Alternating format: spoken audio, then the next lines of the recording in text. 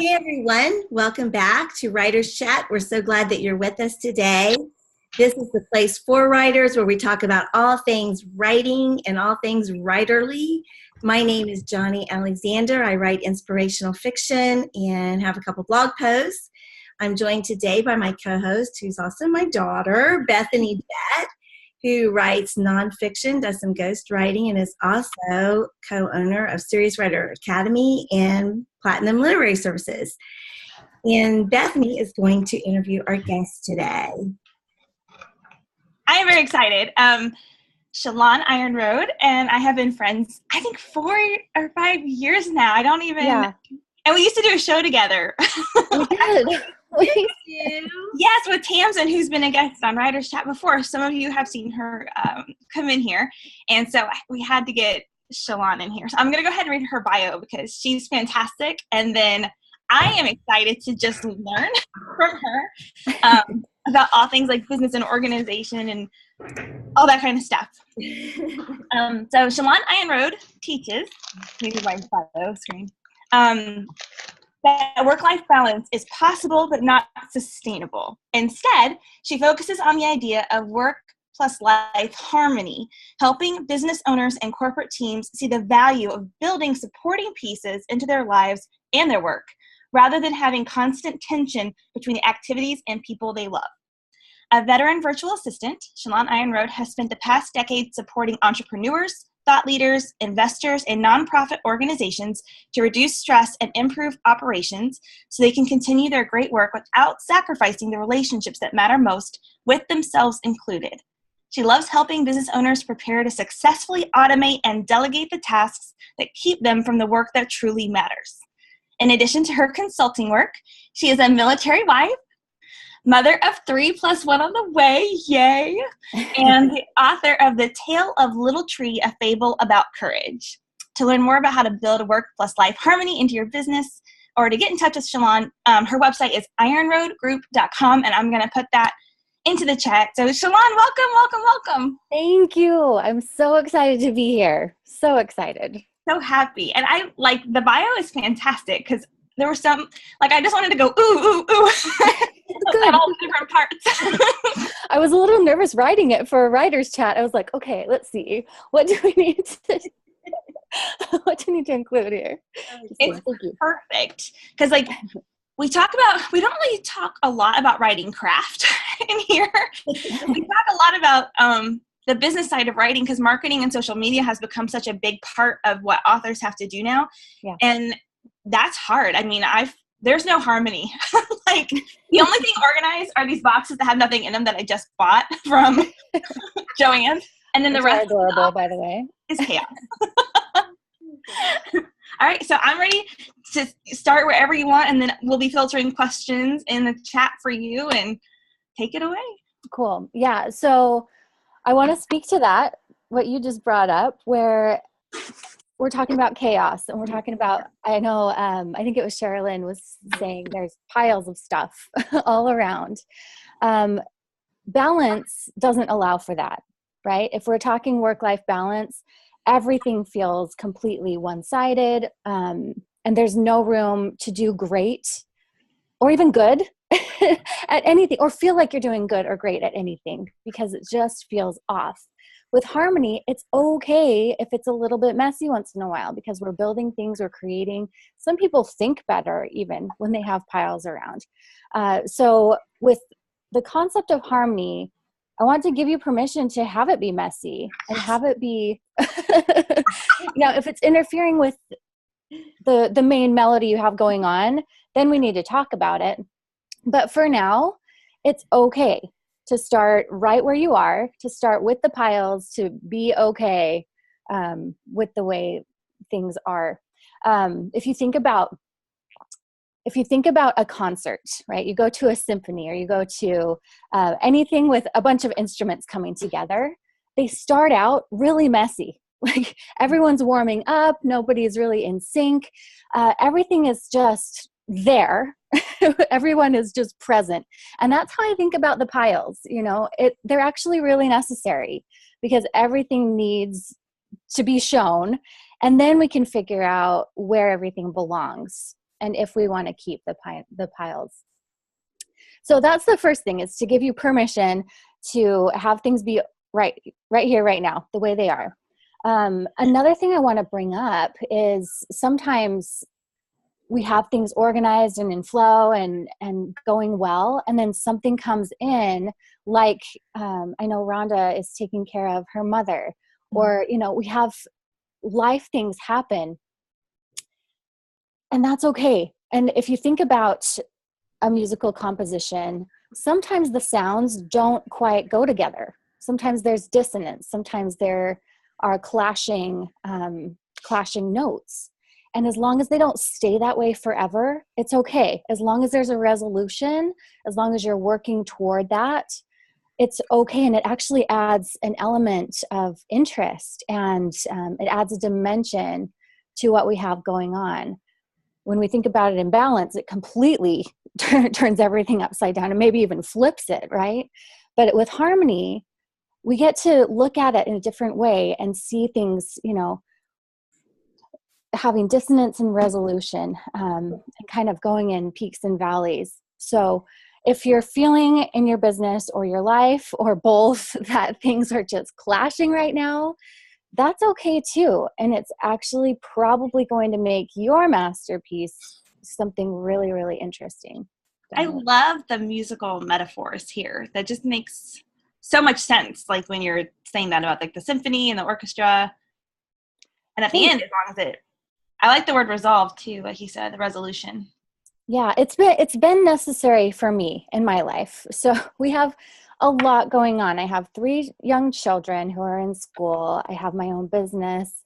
I'm going to school myself. My husband's in the military. So we have a lot going on, and I have had to adopt this mentality. Otherwise, and I've learned this the hard way, things have just felt off, whether it's the motherhood side or the work side, like nothing has felt good.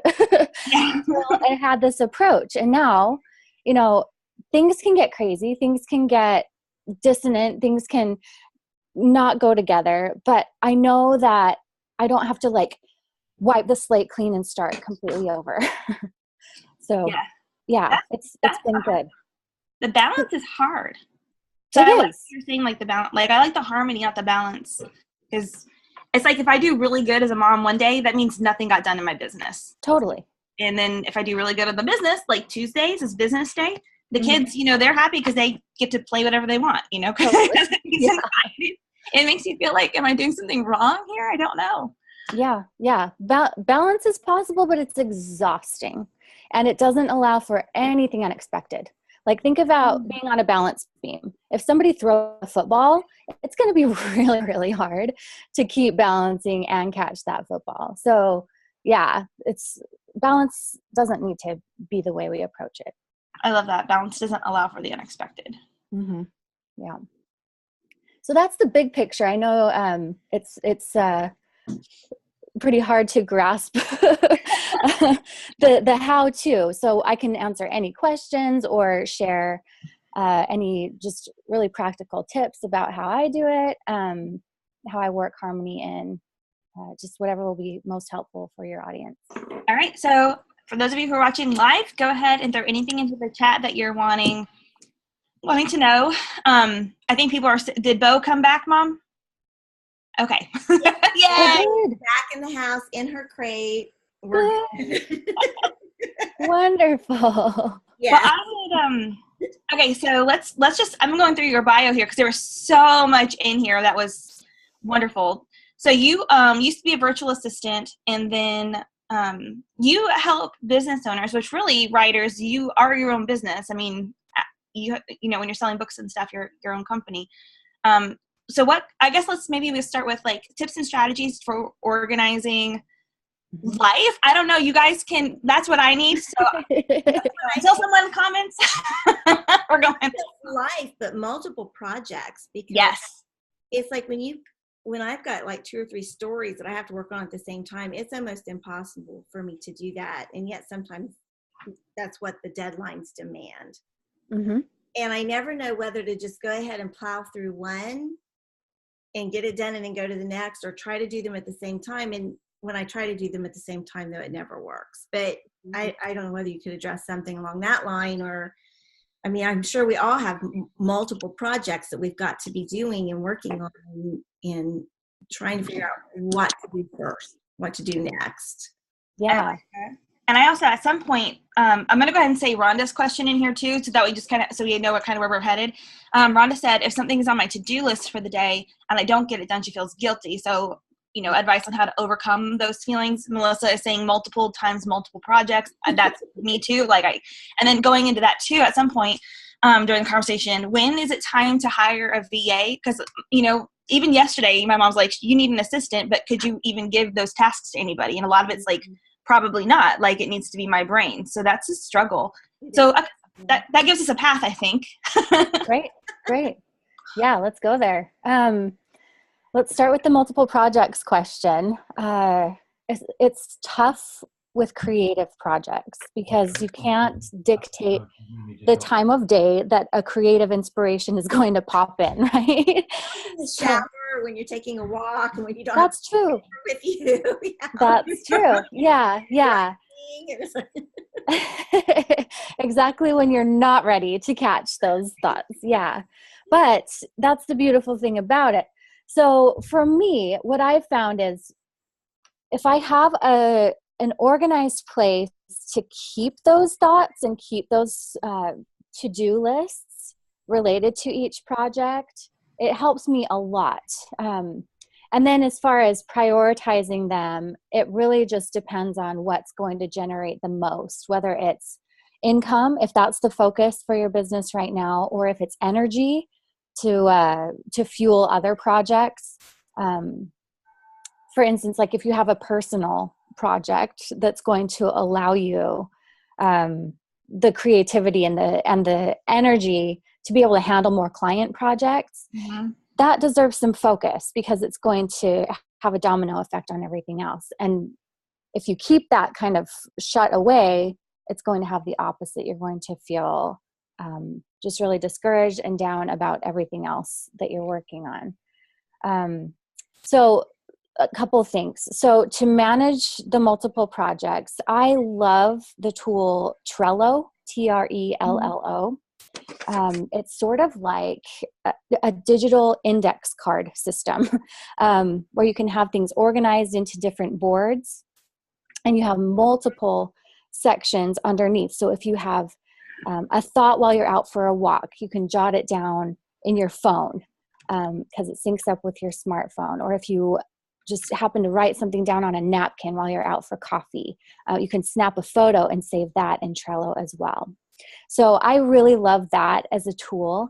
You can also share it with a team as you grow and as you evolve into delegating. There's not a huge gap you'll have to fill in order to bring somebody in. So a tool like Trello, I'm not saying it's right for everybody, but find a tool that works for you, that helps keep you organized. Some other ideas for tools, just a couple of other options, might be Evernote is a great one. I've also seen people just set up Google Docs. If you're more just simple technology wise, if you like a more simple setup, you can set up a separate document for each project. And at the top of each document, have the list of to-do items that need to happen. And then you can organize the different thoughts that come in. You can't really do the screenshots and all the fancy things that I talked about with Trello, but it does keep those thoughts organized and it does keep your projects organized. The other thing I'll say about managing multiple projects is and this applies to everything that's coming up too, but you have to make your calendar your best friend. It has to be with you all the time. Hold its hand and skip along wherever you go, because your calendar is what takes the list and makes it happen. If you don't have time booked for things that you need to do, they're just not going to happen. I don't care how big of a priority they are, unless it's like feeding your children who are going to like nag at you while they're still hungry, or the dog, who needs to be let outside. It's just not going to happen. Things flow in, life happens. So book time. for the things that matter. If you have a project that requires time every single day, I want you to go on your calendar, and even if you don't know what exactly you're going to do at that block every single day, book the time for it. Block out that hour, block out that 2 hours or whatever it requires, but sit down with your to-do list and actually reserve the time that matters. And while you're at it, reserve a block of time for you. Yeah. It doesn't have to be defined. You don't have to know that it's a hair appointment this day and that it's whatever this other day. Every single day, you deserve a block of time for you. And you can decide how much that is. I'm going to demand that it's at least 30 minutes. Otherwise, I will internet stalk you and come after you. Just kidding.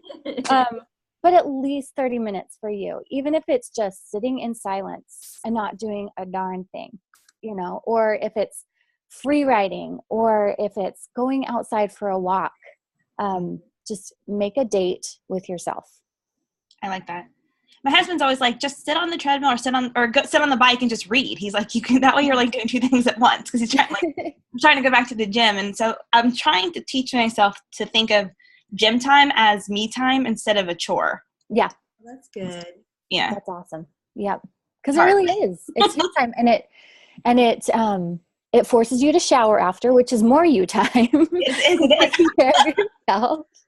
And then it affects every single other thing in your day. It opens up your brain. It makes you a happier person, which leads to more enjoyment in your work and in your caregiving responsibilities. So yeah, it's you time for sure. That pays dividends. Yes. Should we move on to the guilt? I love I love knocking that out. Lisa says she yells at Siri a lot. I yell at Siri a lot too. I use Siri quite a bit now, actually. Like, just set an alarm, set a reminder. Yep. That's awesome. Okay, so we'll shift over to the to-do list. Mm-hmm. If you're feeling guilty for something not happening on the to-do list, I wanted you to ask yourself why. Number one, why are you feeling guilty? And also, why didn't it get done? So we'll address the guilt first, right? So why are we feeling guilty about it? Is it because we had committed and told somebody else we would do it and now we're letting them down? Or is it because we know it's going to be something that moves us forward personally or professionally and we're just not allowing ourselves to do that? Like, are we holding ourselves back? Why are we feeling guilty? Where is that coming from? And then also, why didn't it get done? Did something else flow into that time when we were supposed to do it? Did it not make it onto the calendar? Why did it not get done?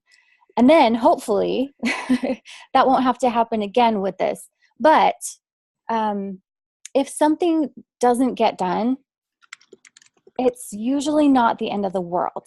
And that's the good news. If something doesn't get done, we can sit and beat ourselves up about it, or we can schedule a follow-up, right? If you miss a doctor's appointment, the doctor's office doesn't give you a call, hopefully, if they do, pick a different doctor, but they don't give you a call on the phone and be like, hey, you idiot, why did you miss this? You know, what's wrong with you? But then we do that to ourselves, right? So instead, you know, maybe you'll get a call from a secretary that says, hi, I saw that you missed your appointment. Would you like a follow-up? Do that with yourself. Be professional, be polite, just schedule a follow-up. If it has to happen tonight because you have a deadline of tomorrow morning, so be it. You know, schedule in a nap to make up for the lost sleep. But release the guilt, let it go, and schedule a follow-up. I like that. Going back to what you said about why are you feeling guilty, over this last year, since Kyle and I merged businesses and now it's Serious Writer Inc., my guilt has changed to, we have so many people on the team working that I have a hard time like going to the gym because they might not even be doing anything that day, but I know that they're working on stuff. So I feel guilty taking any time where I'm not working. Like, this transition has happened and it's hard to get out of that. And that's where I'm stuck. It's totally hard to get out of it. And what you need to think of it is, it's not selfish you time, right? It's an investment in, yes, yourself, but also your team. You're going to show up as a better leader and a better worker, a better team member, if you take that time for yourself. And honestly, you're not spending hours and hours at the gym every day. I don't think, I hope not. Maybe. If you are, great, no judgment. But, I'm guessing it's like 30 minutes to an hour. Add a half hour for your shower and getting ready after. So like, it's not like you're taking the entire day and being like, see you guys, I'm off to drink pina coladas. So you're going to show up better as a leader. So, and if it was one of the team members who was coming to you with this, what would you tell them? Oh, we try to tell them to always take, we don't follow our own advice sometimes. I know. I get it. Yeah. Yeah. Think too about what you want your company culture to be. And we're going to work till we die and, die off. Well, no. Yeah. You want them to take time, and you need to take time too.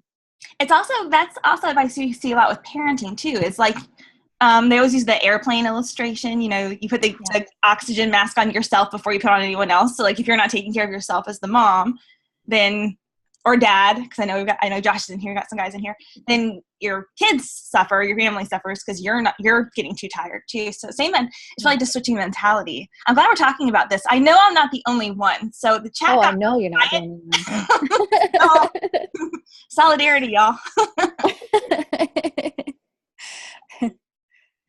And with the technology we have now, we're not limited to 9 to 5 every day for our work. If the gym works better for you around lunchtime, like go take a lunch and extend whatever you need to do.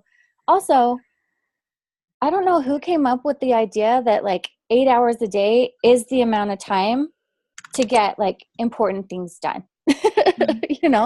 Like maybe one day, 3 hours of incredible focus and inspiration and creativity is going to get you a heck of a lot farther than 8 full hours of sitting at a desk making sure your email is good to go. Yeah. So yeah, there's no magic thing that happens when you hit that 8-hour number every single day. Some days might require more, some might require less, but if you have that piece in place, if you have that instrument and that melody coming through in your composition of health and self-care and wellness, your team is going to see that in you and be inspired by the way that you are able to have that in your life and also do amazing things at work. Same thing goes for parenting. It's the message we're sending. It's the nonverbal cues that we're showing our kids. If we're saying, don't eat potato chips, they're bad for you, and we're sitting there shoving bags full in our faces. Oh, man. It's those unspoken lessons, right? And it's the same thing in our work. We show what our priorities are. And by bringing something like fitness, like taking care of yourself, even if it's you going out for a walk, or even like you sitting outside at a park getting fresh air. You don't even have to be exercising. But if you have that built into what you do, people are going to be inspired and freed by seeing you do that. I like that. That's a very important part. I like that. They're freed by seeing you do that. Yeah, because they're going to feel guilty if they're like, well, yeah, they said I should go take time for myself, but they're not like, of course I, feel guilty if I go. Yeah. That's really good. I think sometimes too, we just need to, like we do have these big projects that like sometimes I'll say, well, today was just a pebbles day. And it goes back to that whole thing about putting the rock in the jar and the stones in the jar and then the pebbles in the jar and the water in the jar. And so the pebbles are those little things. But sometimes, you just have to have a pebbles day and put aside the rocks and the stones and take care of all those little things that will become a big problem if they don't get taken care of. Yeah. And just say, okay, yeah, I didn't really get much done today, big, but all these little pebbles are taken care of and now I can move forward. And part of that, I think too, is putting systems in place so that things become more automatic. Like you just I can't even think of an example, except you know, I moved recently, and so before coming here to visit my sister, it was like, you know what, I'm so tired of the stuff being in the garage. I can't even get my car in there, and I spent that a day or two just emptying boxes and finally getting things put away. And you don't even realize the stress that that's putting on you until it's gone, and then you think, Yeah. that was a weight I was carrying without really thinking too much about it, but it was there. And now it's gone and those things are put away. And when I go back home, I don't have to worry about the garage anymore. You know, it's Yeah. done. And so now it's like frees your mind to focus on other things that are important and big and need to be done. Absolutely. I've noticed that, you know, if I have an office cleanup project or even like spring cleaning, as soon as I'm done with that project, ideas just flow in. Yeah. And I'm like, oh wow, I didn't even know like so much space was being taken up. But yeah, there's something to it. Definitely. Definitely. And I love what you said about the pebbles. And I think it's all about defining what enough is for our business.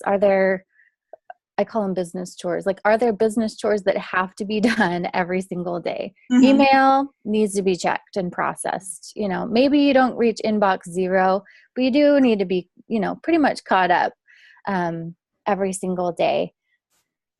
And that can be enough, you know, like that can be your chore that happens every day. If there are, you know, just small things like that, sometimes that's all that gets done, and that's enough. I like that. Bethany and I were talking the other day about our email boxes, because I had spent a couple hours emptying mine and I had like over 4,000 emails. Want to tell us how many you have? You are definitely not alone. Yep. I knocked it down, so now I've got 7,500 unready. And you know, there again, it was like one of those things. And every time you would look at my phone, because it's not. I mean, those are the unread. So there's also all these, you know, read emails in there, and it's like, it's just like that little nick that just sort of nicks you every time you see it, and it just builds up. And it took me about 3 hours one evening, and I just went through and deleted, went through the read ones, unread. You know. Yes. It took time, but man, now it's so nice now when I open my phone, there's not all these, there's still read emails, but there's not unread emails in there that are just being, you know, piling up. Yeah. So, Shalon, I know like one thing that you do with the consulting is a lot about delegating and then like automatic systems. Mm-hmm. So like, why don't we go there? Because I love schedulers and things, and like social media, especially because it gives you time to be free in the moment. But let's talk about that, because I need more of those tips. Yeah, definitely. Do you have specific tools you have questions about, or should we just go through like the basic business fundamentals? And yeah, I think start at the basic I use a ton of apps. Or have tested them, trying to figure out which one's going to be best for me. So why don't we start basic, and then for those of you watching live, go ahead and start throwing questions in there. All right, let's go. Okay. Good. Yeah. So when I work with business owners about delegating, I will never tell them just go out and get a virtual assistant, because number one, chances are they have several projects like you were talking about, Johnny, where, you know, if you pick a few hours, it's going to get done, and then life is going to be a lot easier. So we walk them through like getting organized, and then we look at what can a robot handle. So rather than hiring a human first, let's figure out what robots you can hire to get this job done. A huge one is scheduling. There's so much back and forth on email that goes on, but there are tools out there that just do it for you. You sync it up with your calendar, which is really easy to do. I know syncing sounds super high tech, but you seriously just log in to if you use Google Calendar, you give it your username and password. It doesn't save your password, but you tie it together with a basic step-by-step sequence, and it's done. Like it shows up like with your availability, and people can see what their options are to schedule an appointment with you, rather than emailing you to say, hey, what works for you? Between this time and this time, what works for you? Oh, I don't have anything between that time. It takes all of that out. So my favorite tool is called Acuity. Yes. Are you using it? That. Yes. Nice. Put it in the chat because it's wonderful. Yes. Acuity. Yeah. And even so, it's great because even if you like charge for workshops or coaching appointments, you can even accept payments right there in Acuity scheduling. So that can even take out another tool that you might need. So that's my number one favorite tool as far as robot team members go. Yes. Another one that I really love is for invoicing.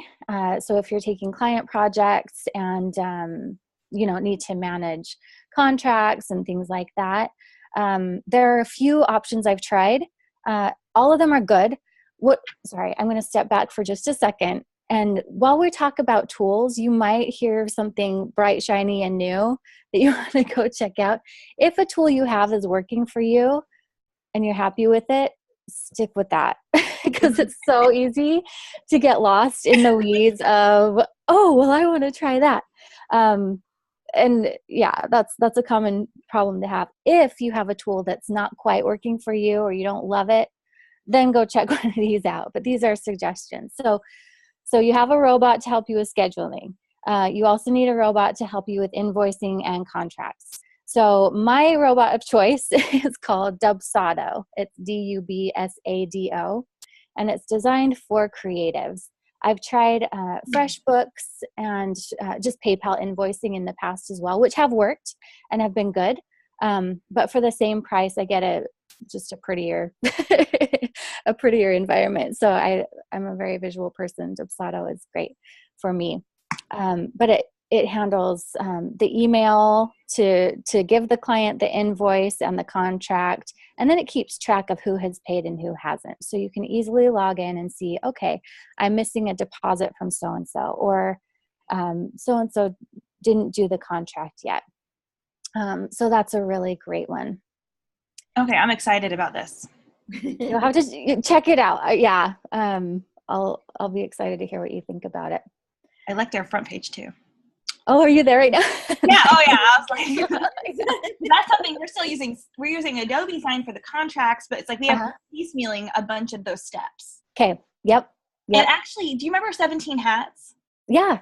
So I really liked them at first, but they did not I think you couldn't schedule clients there. So that was like the one aspect that was missing. And that's why I moved away from them. But they do a lot of cool stuff too. But this sounds great. Nice. Yeah. And then the other robot is project management. And we talked a little bit about Trello before, but I use Trello as my project management tool.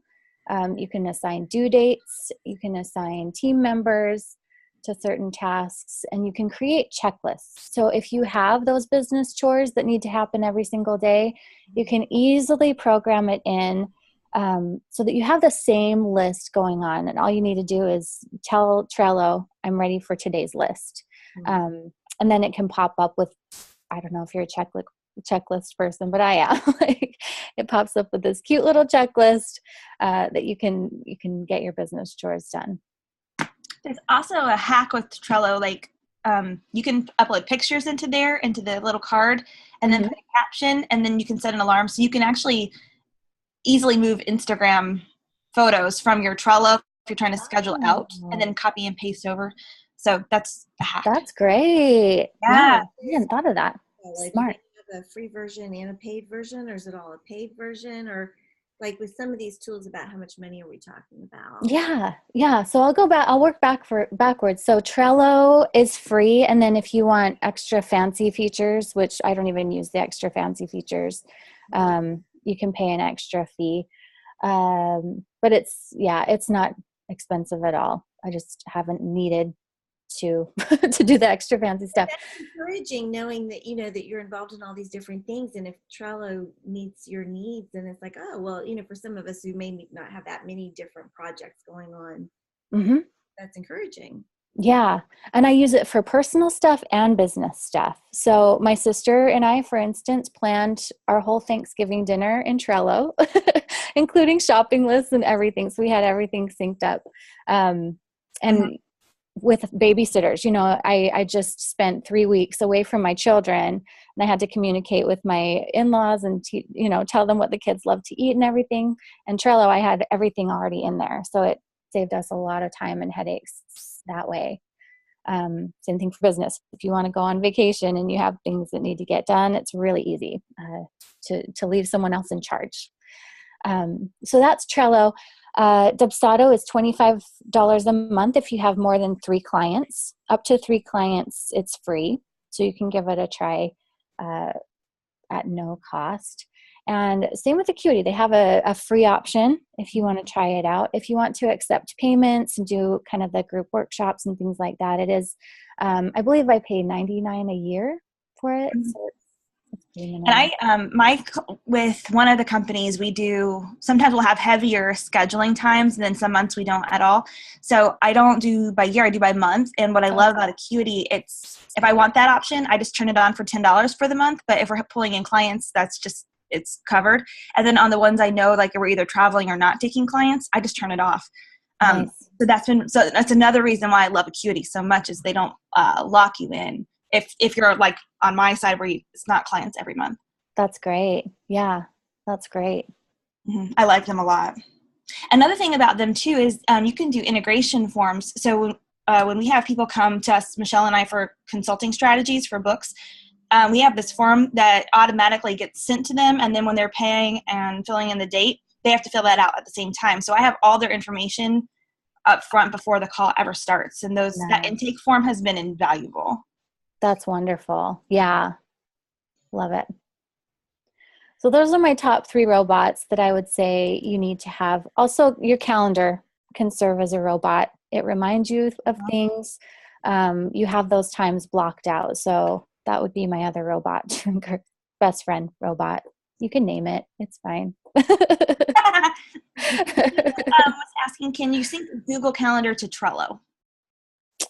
I haven't. What I do is I look at my list and manually schedule a time because I feel like my brain requires that step. But I don't know the answer to that, actually.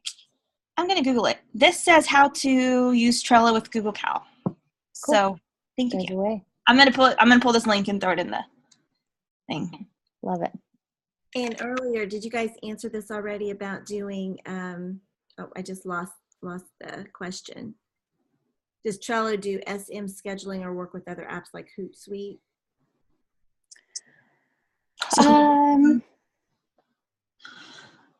It's not like Hootsuite or Buffer. Yeah. I was trying to think of a way to do it. I don't know. I would keep that separate. What you can do though, and what I do is use Trello as sort of a gathering place for all of my ideas and all of my posts. So as those inspirations come in, I bring them in there, and then I can process from there to Hootsuite. Yeah. Yeah. Trello's like Pinterest meets the to-do list almost.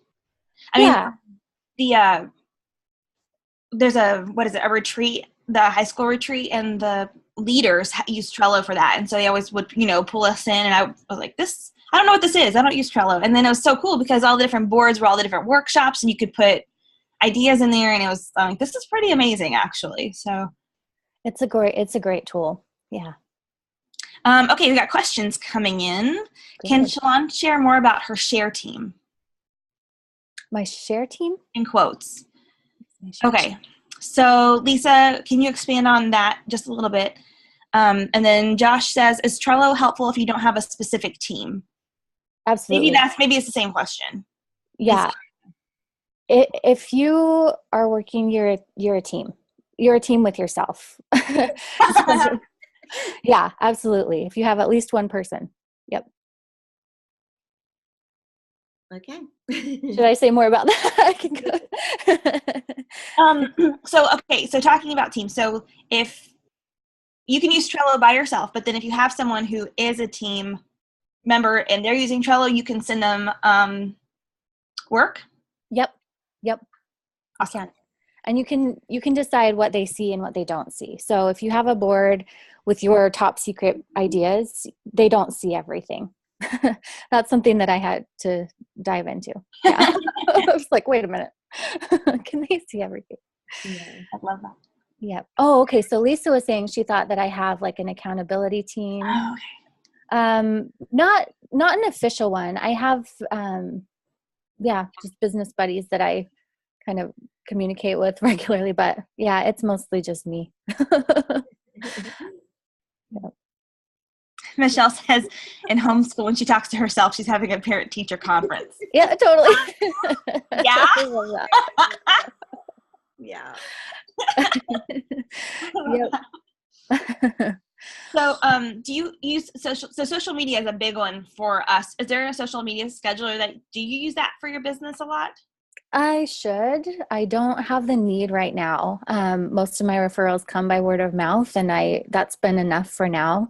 But it is in my future as I focus more on marketing. So Hootsuite is a big one.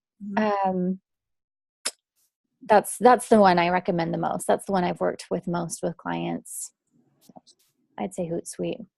Yeah. Do you have others that you have? Yeah, I think I've used almost all of them. Okay. I spent hours like diving into like the different things that they all do, and it is going to depend on what you're using it for. I'm coming at it with multiple streams needing to go through. So Meet Edgar is who I've used for a while. I went to other ones and then I came back. So I'm back with Meet Edgar. And it's a little pricier than Hootsuite, but it does what I need it to do as opposed to the other one. So you really have to find your fit. But a lot of writers use Hootsuite. Okay. So Hootsuite or Meet Edgar. I've heard great things about Meet Edgar as well. I have also had clients who just have a social media day where they go in. It's mostly with Facebook. They go in once a month and just pre-schedule their posts for that month. And yeah, just manually. So if you're on a budget and you have a day a month that you can dedicate to it, that might be an option. That's always the balance, isn't it? It's like either you've got the time to do something or you've got the money to do something. And yeah. Sometimes we don't have the time or the money, but then we have to figure out how which one we're going to do. But yeah. And it's all capital, right? It just depends on what kind of capital you have available. So some people have more money than they have time. And then that decision is easy.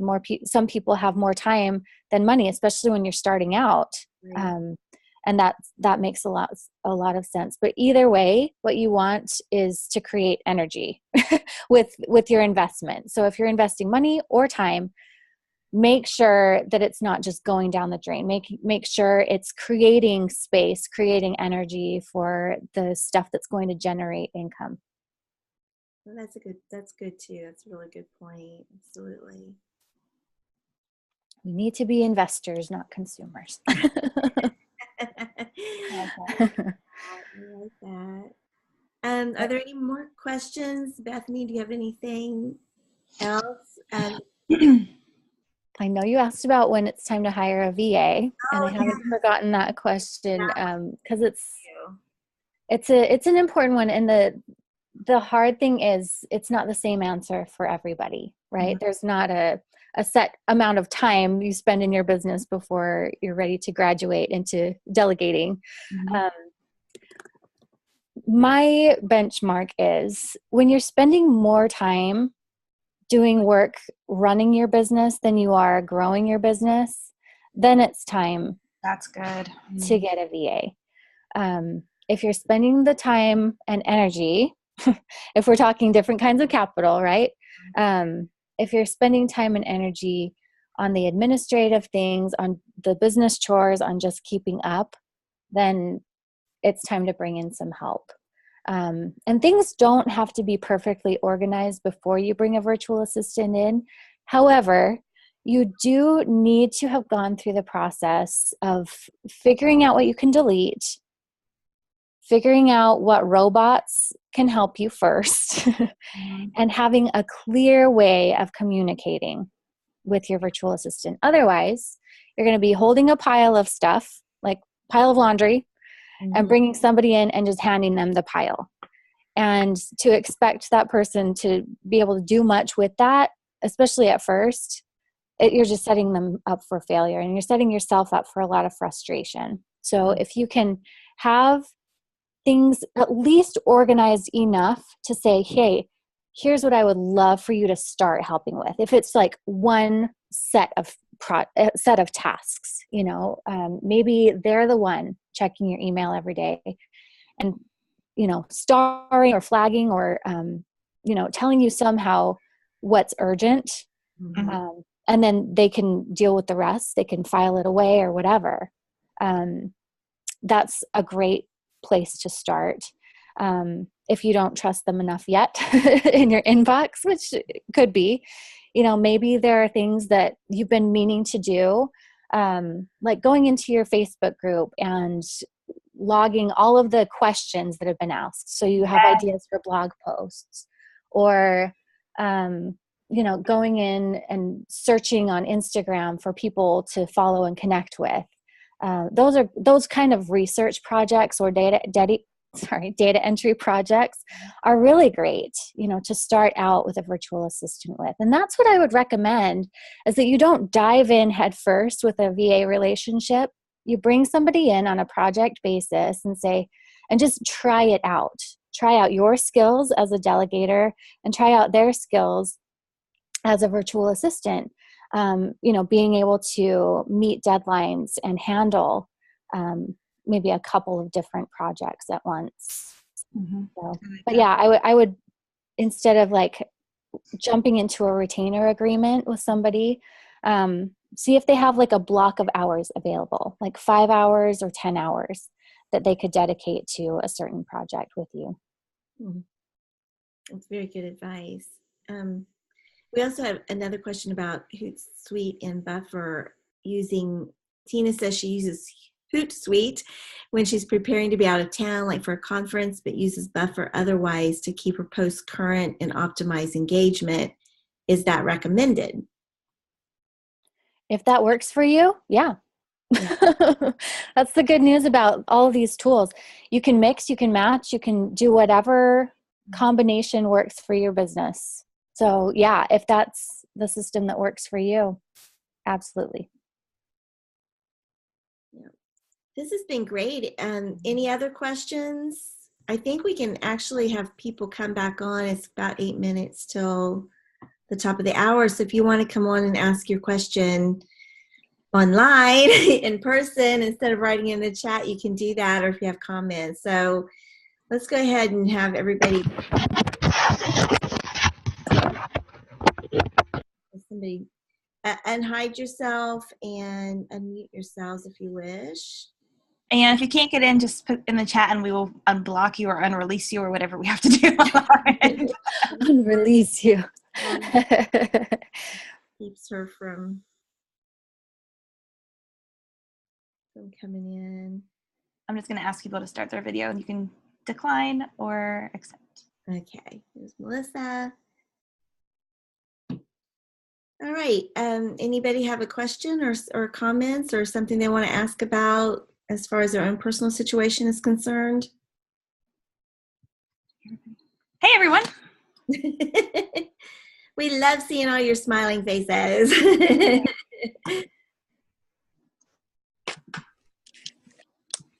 I just want to know, does anyone ever feel overwhelmed, like just with all the things that we have to do? Because I feel like I live in that space. So I'm excited to do some more roboting. I love just calling them robots because, I don't think of them that way. And it's like, yeah, that just was like fun. It's like, okay, my stuff are not going to be different robots. I know. Well, it's easier to pay for them too. If it's a high quality robot that's going to do a lot of stuff, it's going to be worth the investment. Like you were talking about with Meet Edgar, it does what you need it to do. And so it's worth it. So do these integrate, these tools? Do they work together? It depends on what you're talking. So the Acuity works with your calendar, and So I don't know of a one tool, like one single tool that has everything you'll possibly need in your business all tied together. But you can be the hub. So as long as you're not having thousands of different tools, if you keep it at like 5 or under tools or team members that you have, including robots, if you can keep it around 5, what I would do is set up, either if you're using Trello or Google Docs or whatever, just have a simple link to everything you go to. And then you open up that document or that Trello card every day, so that you have that list of places that you go. There is, Zapier is a program that will connect things that don't talk to each other. And it's just built like so much. So you get so many free zaps. That's what they call it per month. So like if you need MailChimp and ConvertKit to talk to each other, 2 different email programs, because you have 2 on 2 different systems, when someone subscribes to MailChimp, it'll zap into your ConvertKit. So it's just an example. And then I'll put them in here, but if this, then that, it does applets, I think is what it is now. It was called recipes and same kind of thing. But that one you can even do like Craigslist. Like, if there's a free Craigslist or free TV in Tampa, then I get an email. So we had a friend whose wife did like DIY home decor stuff. So he had recipes or applets for like, free dressers, free wood, or any kind of like keywords that they were looking for. And he would always just get a text, and then they were the first ones usually to be able to get it because they knew right away. So you can do a lot there. Yeah. That is cool.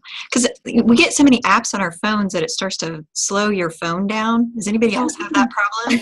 So it's important to decide which apps you actually need to put on your phone to keep going. So that's what Yep. And the simpler, the better. There's an app for everything, right? Yeah. The saying. And yeah, I would simplify quarterly. Go through your phone once a quarter and have that be one of the upkeep things you do in your business. Joshua, did you have a question? Oh, nice. Well, wait. Oh, here it is. Hi, I actually did have a question.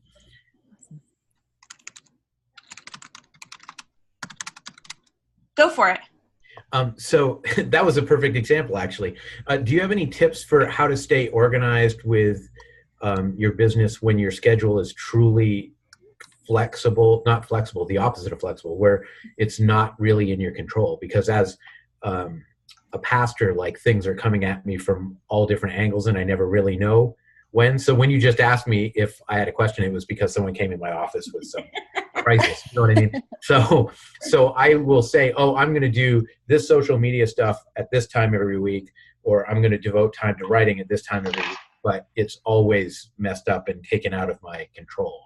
So do you have specific thoughts on how to stay organized when you don't really have control of your schedule? Yeah. Do you take a lunch break every day?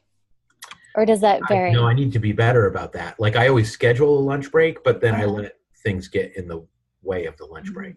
Okay. Which is probably not good. Well, and I think that's something that a lot of people struggle with, right? If we're not vigilant at keeping those boundaries in place, then things will always flow in. And we don't have to be so rigid that like nothing can ever come in, but as a rule, for the most part, if you can be more strict about that calendar and about keeping those appointments, it really does make a huge difference. So what I would say is if you can build in even just like one block of time, it doesn't even have to be every day. If you can dedicate, Mondays are usually crazy for everybody, right? But if you can take a Tuesday and pick a block of time, for the things that will move your business forward.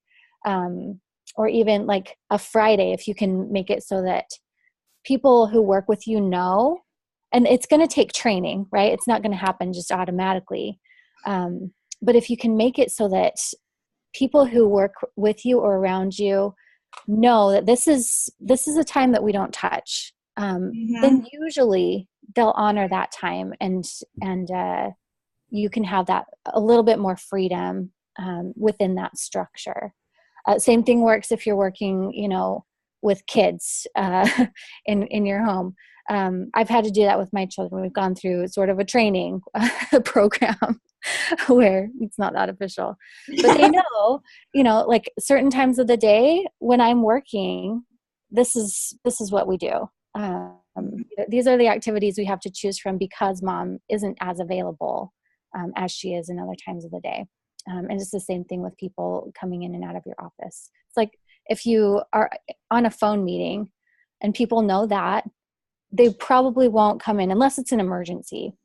So you can create a block of time and treat it like that.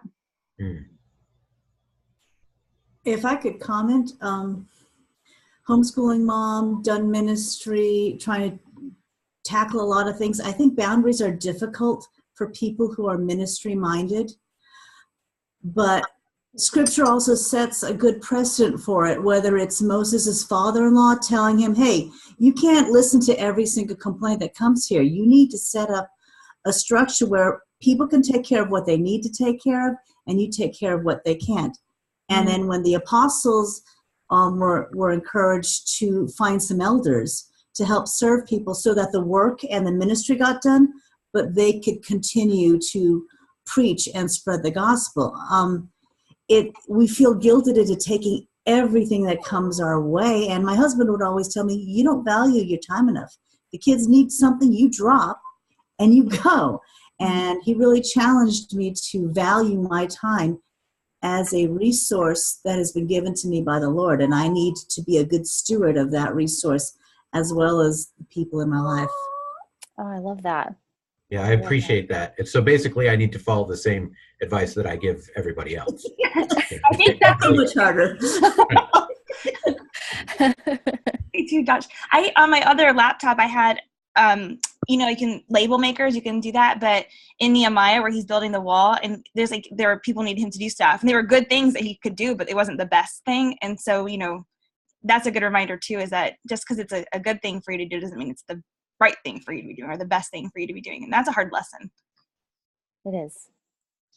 And it goes back to the composing your own masterpiece, because the good thing for you might be the best thing for somebody else. And your song, your masterpiece, your life harmony is going to sound different than anybody else's. You can try to play somebody else's piece. It's going to take a lot of practice, and it's never going to sound exactly like theirs. But if you write your own, then it sounds like yours, and you can own that. I like the way you bring the music into it, like the harmony and all of that. I'm not musically gifted, but I do appreciate that that being the theme that you're using, and I can relate to that. That's really cool. Thanks. It's helped me a lot. Yeah. I think I had one last question before we do our after party and close the recording part now, and then we can talk off record. So in Essentialism by Greg McEwen, he does a quarterly checkup or thing where he actually takes, I think, a weekend or something, but it's blocked off on his calendar, and he goes and is by himself and just does his business overviews and things. And something I've been wanting to implement. Do you recommend a monthly checkup or system or quarterly checkup? And then what does that look like if yes? Yeah. I like doing weekly business chores. Well, so I have a daily set of things that just have to get done. That's mostly just email. If I was good at social media, that would be included. But yeah, your daily upkeep, right? To keep things going. And then once a week, if you have, invoicing that needs to happen, or a follow-up that needs to happen, whatever in your business weekly needs to happen to keep going, you can schedule all that in. But yeah, I usually do it quarterly. I don't have a monthly, because my clients aren't on the same, I don't bill on the first of every month or anything like that. But quarterly, I like to do a cleanup where, I do spring cleaning or fall cleaning, winter cleaning, whatever the season is. I give it a theme just to make it more fun. I don't know. But I'll go through my social media and unfollow. I don't unfollow individuals, but I leave groups that aren't serving my business or moving my mission forward. I'll go in and just evaluate how I'm spending my time. So if I find myself losing a lot of time and energy by going on Instagram constantly, I'll evaluate that. I also go into I call it my computer junk drawer, which is my downloads folder. I have a Mac and it's just where automatically everything goes. So if you have a junk drawer on your computer of just the files that come in, I'll go through that quarterly and clean that out as well. I also go through and just make sure my file structure is clean on my computer, because you can lose a lot of time trying to locate the right file. So I'll evaluate, does my folder structure match what I have going on in my business? Because things for entrepreneurs shift, especially for this one, shift, probably quarterly anyway. So you want to make sure that those folders match what you have going on. And then I'll take a look at my calendar and evaluate, okay, do my ongoing appointments, do my blocks of time that I have reserved for myself match my goals, match my needs, and match the needs of our family. So yeah, I do a similar thing quarterly. And then I also, just in my physical office, will go through and just make sure everything is in order at least once a quarter. That rhymed. I like that. That was so good. Oh, goodness. Well, and as you were talking about that, I was thinking Jean Weiss, who's our other co-host, isn't here because she's on a cruise. But before she went on her cruise, she went on an 8-day silent retreat. And it's something, never 8 days. This was the first time she's done one this long, but she does an annual silent retreat of at least 2 or 3, 4 days.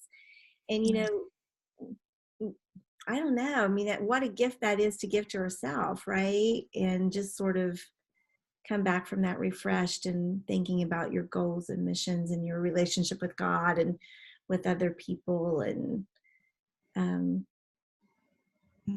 that's something we might think about doing too once a year or once in a while, even if it's not a formal retreat, it's just getting away with ourselves and having some very dedicated prayer time and thinking time. And I love that idea. And I've heard of people of just checking into a local hotel. Nature is ideal, but even checking yourself into a hotel for a night or two and just having that different environment, just taking yourself out of this. Bethany and I have talked about this as well, because if you don't check into after 3, and by the time you get settled, and then it's nighttime and you're sleeping and you have to get up the next morning and check out at 11, you need a whole That's true. Yeah, we decided you need 2 nights day where you're not having to leave the hotel at all if you don't want to. Love it. Oh, I love that, Tina. She said, if we choose them well, the gifts we give ourselves become the gifts we give to everyone we touch. That's good. Absolutely. That's a tweetable, Tina. That's good. I like that. All right, are we ready to move into the after party? I think we are. Oh gosh, and I forgot to look to see what's next week. I'm looking right now. It's open mic, and it's going to be favorite books and movies, but the writer has to be the protagonist. So the main character has to be a writer. So favorite books and movies with protagonist is the hero or heroine. Okay. Yes, so please, this is everybody's going to be participating, so make sure you know a book, a movie, and why it's your favorite, and we can talk about that. That'll be a lot of fun. So just be an open mic. So we hope you can join us. If you're watching us on the replay, we're so glad you did. We also invite you to join us if you can every Tuesdays, 10 o'clock Central, 11 o'clock Eastern, right here on Writers Chat. Thank you. Bye-bye.